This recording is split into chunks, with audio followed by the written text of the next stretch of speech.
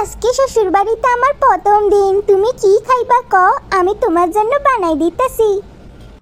আমারে যদি 1 কাপ চা বানাই খাওয়াইতা তাহলে অনেক খুশি হইতাম। তুমি এইটা কোনো কথা কইলা? আমি এক্ষুনি বানাই নিয়ে আসতেছি। হাই হাই হাই হাই বৌমা, তুমি এটা কি কইতাছো? তুমি হইলা নতুন বউ, তোমারে আমি রান্নাঘরে কি কইরে যাইতে দি, তুমি কও তো দেখি। ইয়ে মানে আম্মা, আপনার পোলা চা খাইবে কইতাছে যে। তোমার এইসব কিচ্ছুটি ভাবতে হইবে না, আমার ফুলার জন্য চা আমি বানামু, তুমি বরং কিছুদিন রেস্ট নাও। আর শোনো বৌমা, তুমি শুধু আমার ফুলার বউ না, তুমি আমার মাইয়ার মতো। যা ইচ্ছা তাই খাইবা, যা ইচ্ছা করে তাই করবা, পুরো নিজের ঘর মনে করবা, বুঝছো নি? আম্মা আপনি অনেক বালা। আমার নিজের আম্মাও তো আমারে কখনো নিজের ইচ্ছা মতো কোনো কাজ করতে দেয় নাই, কিন্তু শাশুড়ি আম্মা তো নিজেই কইতাছে আমার যা ইচ্ছা আমি তাই কইতে পারমু। ইস, যদি আমি এইসব কিছু জানতাম তাহলে অনেক আগে বিয়ে কইরে নিতাম। কি গো বৌমা, কি এত বাইতাছো দেখি? যাও যাও একটু রেস্ট নাও, আমি বরং ততক্ষণে বাসার সমস্ত কাজ কইরা ফেলি। ঠিক আছে আম্মা। দেখলা তো আমার আম্মার মন কত বড়, তোমার নিজের মাইয়া মনে করে। তোমরা দুইজনে মিলেমিশে থাকো। হ্যাঁ, আমার 7 দিনের জন্য একটু বাইরে যাইতে হইবে কাজের সূত্রে, দুইজনে মিলেমিশে থাকবা কিন্তু, আমি কইয়া দিলাম। এত বালা শাশুড়ি মার সাথে কি ঝগড়া করা যায় তুমি ক? তোমারে বিয়া কইরা তো আমার জীবন ধন্য হইয়া গেছে। তুমি বরং সাবধানে যাও, এখানে চিন্তা তোমার থেকে একদম করতে হইবে না। ঠিক আছে। শাশুড়ি আম্মা তো কইলো রেস্ট নিতে, আমি বরং যাই একটু ঘুমাইয়া আসি। আমি তো অনেক সকাল সকাল ঘুম থেকে উঠতে পড়ছি, শ্বশুরবাড়ি বলে কথা, আরও প্রথম দিন কি যে ভয় পাইছিলাম, এখন তো বুঝতে পারছি আমার শাশুড়ি আম্মা অনেক বালা। যাই আমি বরং একটু ঘুম দিয়ে আসি। আমার ফুলাটা মনে হয় অফিসে চলে গেছে, যাই বৌমারে ডাইকা নিয়ে আসি, রান্না করে সমস্ত কাজ আমি করব নাকি? আমার ফুলার সামনে আমি একটু ভালো সাজের অ্যাক্টিং করছিলাম আর কি, তাই বলে কি সমস্ত কাজ আমি একা করবো? যাই মাইয়াডারে ডাইকা নিয়ে আসি। বৌমা, ও বৌমা। ওমা, মাইয়াডা ঘুমাই গেল নাকি? বৌমা, ও বৌমা, উঠো উঠো উঠো কইতাছি, উঠো। বাপরে বাপ, মাইয়াটা তো বেহুশের মতো ঘুমাইতাছে, তাহলে কি আজকে সব রান্না আমার থেকেই করতে হইবে নাকি? কি আর করার, যাই আজকের জন্য রান্নাটা করে ফেলি, কালকে দেখা যাইবে কে রান্না করবে। আজকে যা ঘুমাইছি না, কি আর কইতাম। এখন তো একদম সকাল থেকে দুপুর হইয়া গেছে দেখতেছি। আমার তো প্রচন্ড ক্ষুধা লাগছে, যাই দেখি শাশুড়ি আম্মা আমার জন্য কি রান্না করছে। আম্মা গো, আপনার কি রান্না হয়েছে? এদিকে যে আমার খুব ক্ষুধা লাগছে। এইদিকে আমি রান্না করতে করতে মরতেছি, আল্লাহ সাহেবের বেডির নাকি এখন ক্ষুধা লাগছে।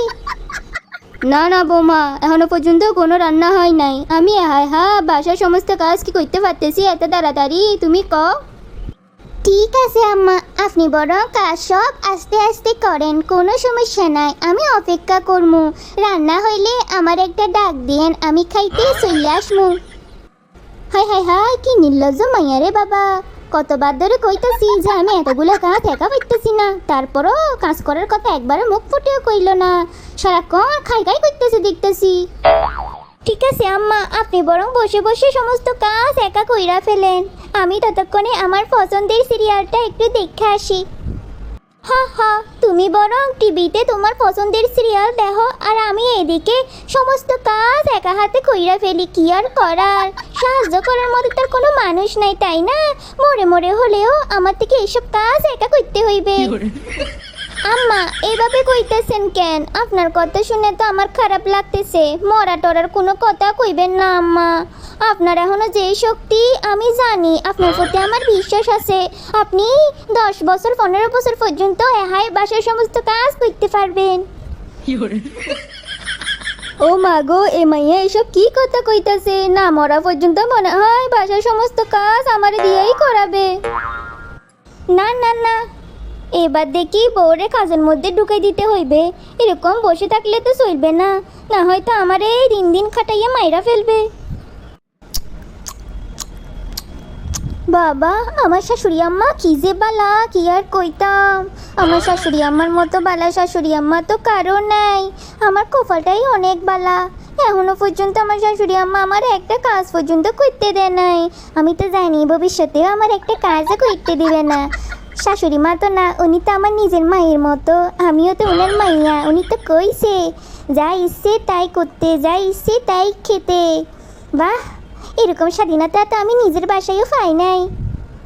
বিয়া কইরা তো দেখি আমার কপালে খুইলা গেল। বাবা বইসা বইসা টিভি দেখে পপকর্ন খাইয়া খাইয়া কইতাছে শাশুড়ি আম্মা যে বালা বালা, আমি বাইর কইরা দিমু একবার ফুলা আসুক আমার। ফুলারে সব খুইলা কমু, 12টা বাজাই দিমু বইয়ের আমি। এই মাইয়া যে এরকম সুখে শান্তিতে থাকতেছে, বিয়ের পর তো আমি একদিনও এরকম সুখে শান্তিতে থাকতে পারি নাই রে বাবা। আমার তো মনে হইতাছে এক্ষুনি কার দইরা বাসা থেকে বাইর কইরা দিই। আম্মা এসব কি রান্না করছেন? শুধু আলু ভাজি আর ডাল, এসব রান্না তো আমি খাই না। আজকে কোনো মতে এসব দিয়া খাইয়া নিচ্ছি, কালকে কিন্তু আমার জন্য মাংস রান্না করতে হইবে। সি সি, কি নির্লজ্জ মাইয়া রে বাবা, বিয়ের পরের দিনই শ্বশুর বাড়িতে আইয়া মাংস মাংস করতেছে। বাপের বাড়িতে মনে হয় কখনো খাই নাই। ইয়ে মানে হ্যাঁ, আবার মাংস কোথায় থেকে পামু? আচ্ছা ঠিক আছে, তুমি চিন্তা করিও না, কালকে তোমার জন্য আমি কষিয়ে কষিয়ে মাংস রান্না করবো।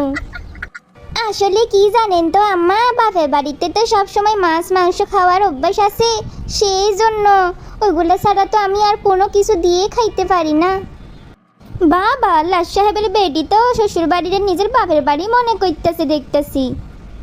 হ্যাঁ গো বৌমা, আর বৈশা না থেকে যাও তো, রান্না করে অনেক তলা বাসন আছে, ওইগুলো ধুয়ে দাও।